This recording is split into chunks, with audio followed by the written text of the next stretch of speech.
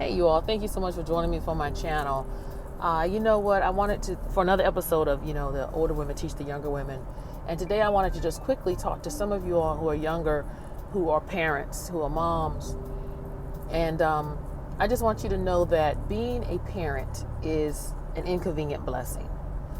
And I hope that that statement frees some of you all, because some of you may be feeling like, you may feel guilty because you love your children, but they get on your last freaking nerves. You know what I'm saying? Like you love them, you would die for them, but yet it's just a lot. It's a lot. And a lot of people won't tell you that it's a lot. Some people, they're just like, especially those women who just adore motherhood, and all I ever wanted to do and be was a mom, and that's all I ever wanted. And that's not all I ever wanted. That's not all I ever wanted. I mean, that was part of the dream, but that was not all I felt like God created me for, was to be a mom. No, hecky to the no. And then once you are a parent, and then it's like, oh my God, it hits you, For me, when I became a mom for the first time, one, I was older, I was in my late 30s, and it was hard.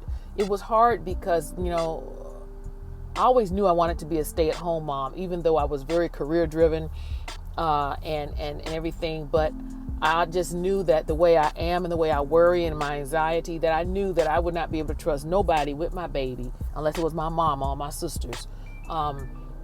And I knew I wasn't going to put that responsibility on them. Why would I, And so I just knew I have to be home with my children.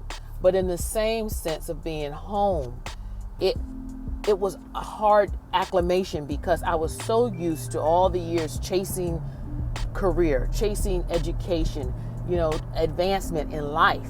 And then once I pushed out our first child, it's like it all stopped. I had, all my attention had to go towards the baby and not towards things that I felt would nurture me and the things that I felt made Angela.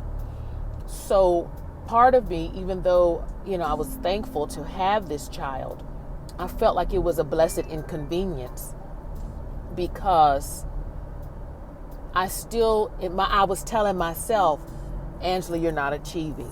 Angela, you're just wasting away. You have all this potential. You could be making money, but nothing's open for you. And nothing's going to open for you right now, because you can't do it. You try to do it all, but you just can't. It'll drive you. You're exhausted. You're tired, especially as a new mom, and you're just trying to figure it out. And it's not like I had money to have a nanny and have staff to help me, like it was like all day, every day, me and baby, while hubby was at work, And so for those of you all, I just wanted to help, and it's so much to that, and I want to talk more about that every week, about just how, for me, being a mom, especially for the first go round with my oldest, the first child, was hard as hell. It was not easy for me, and I thought becoming a mom would be easy, because I had, after working in the political field, I went into the education field, and I was just like, people who don't have children think they know everything about children until they have children. They realize they don't know a damn thing. And it's true. You meet these people who have no children, and they're like, when I have kids, I'm going to beat them, and I'm going to do this, and they ain't going to disrespect me, and they ain't going to do this. Please, when you push out them suckers and your heart is attached to another human being, and you see the frailty in them as well as their humanistic side, and then you see that a lot of yourself in them, and you want to give them what you didn't have to make up for the lack that you have now in you, honey, you don't do those things. You don't do them. So although I do take counsel and advice from people who do not have children, I weigh it out. You understand what I'm saying? I weigh it out. I was that same way. I was almost like an asshole, and y'all forgive my language, but when I'm talking on these rides with you all, my older women teaching young women, I am a born again Christian. I love the Lord. Don't get it twisted. I do have a mouth on me, and I'm working on it. Y'all pray for a sister. But I just want you all to know that I am human. I am so sick of people in the body of Christ, and I'm getting off on a tangent, but I'm sick of people not being transparent. And I believe that things from the heart touch the heart. So I'm not going to get on here and preach thou, thou. And I know that sometimes I may insert a curse word. I apologize. Forgive me. God ain't through with me yet. But he's using me. Now, so my point is, a lot of people, and speaking of Christian people, some Christian women, especially those in the church, and they've just been bred, I almost said brainwashed, but bred to just, you were just only created to be a mom, and that is your purpose, and that is the only thing you were created for, and to be pleasing to your husband. And yes, that is true to a sense, but it is nothing wrong, ladies. Those of you all who feel guilty for looking side-eye at your kids, or feeling guilty that you don't enjoy motherhood like you thought, I'm here to free you. Let Auntie, Big Mama Angela, whatever you want to call me, let me help free you. It is okay. You are normal. You're not a bad mother for sometimes wishing you weren't a mother. You're not a bad mother for looking back at those days when you were single and thinking, dang, I should have taken more advantage of that. Like, it's not abnormal. It's normal. Believe me, I go through it. I have gone through it. And if you other mothers, I wish they would start being honest. You feel the same way. It's just like being married. For some of you all, you prayed and wanted a husband. You wanted a husband. And when you get a husband, and after the novelty runs off and you've had all the sex and orgasms you can have, you're like, this brother getting on my nerves. Or this, can you find a hobby? Can you find something to do? Can you not walk around the house naked? Before, like when you first get married or while you were dating, you first, according to the word, we ain't supposed to be having premarital sex, but some of y'all, when you were dating or when you first got married, you loved seeing him walk around the house naked and this. And now when you see him walking around naked, you're like, bruh, I'm gonna need you to put on some clothes. I'm gonna need you to do that right now because I'm over it. You know what I'm saying? So it's the same with children.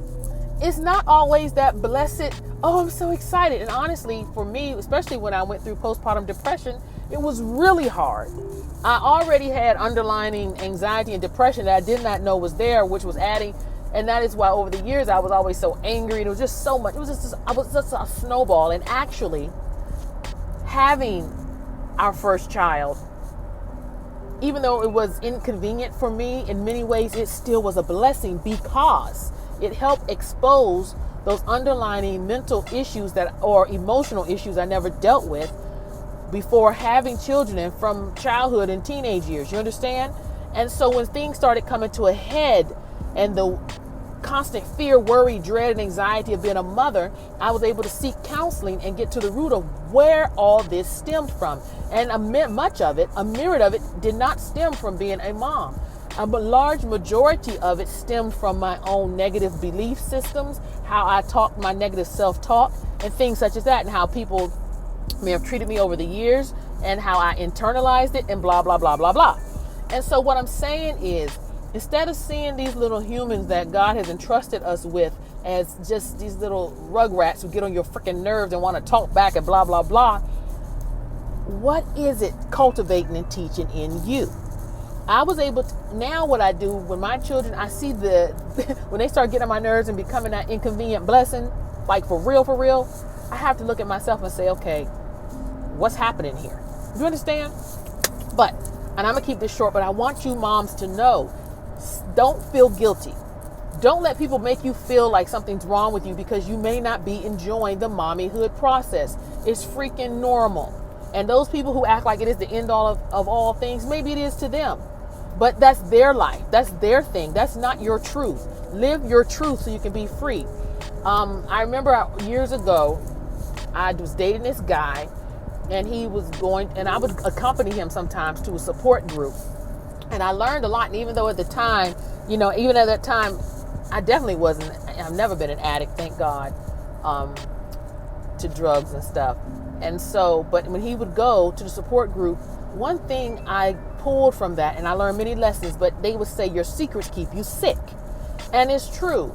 When you conceal things, when you are not open and honest about stuff, it makes you feel bad. So I'm saying all that to say this, guys.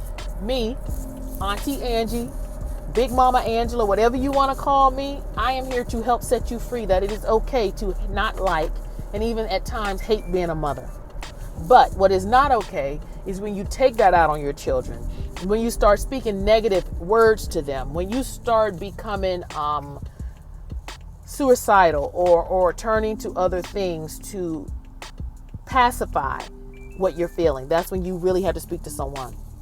So again, you all, just know that being a mom, I don't care if you are a young mother, middle-aged, or older, I don't even care if you're a grandma. You might be a grandmother and you are helping your children with their children, your grandkids. Every grandparent don't want to watch their kids. You know, it used to be a time, I'm turning around. It used to be a time where, oh yeah, Big Mama, come on. Big Mama want to see her grandbabies. Honey, nowadays, Big Mamas are like in their 50s. or 60s, and they are doing it, honey. And they don't want to be bothered with no crumb snatchers. They feel like, look, I have raised my children.